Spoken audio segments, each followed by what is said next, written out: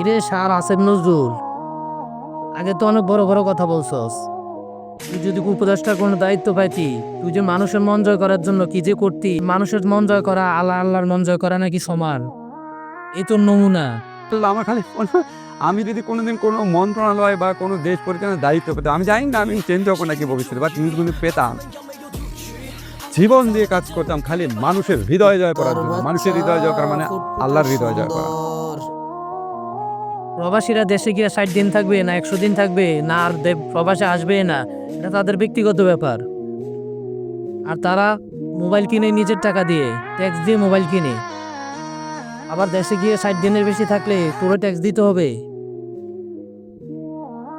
শোন, তোরে যেভাবে উঠাইছে না, প্রবাসীরা চাইলে তোরে ওইভাবে নামাইতে পারে। তোরা যারা এসব দায়িত্ব পাস না, সবাই আছে না, 2 দিন পরে তোদের চোখ উল্টাই যায়, চোখ বড় হয়ে যায় তোদের। টাকার লোভ তোদের মাঝে চলে আসে।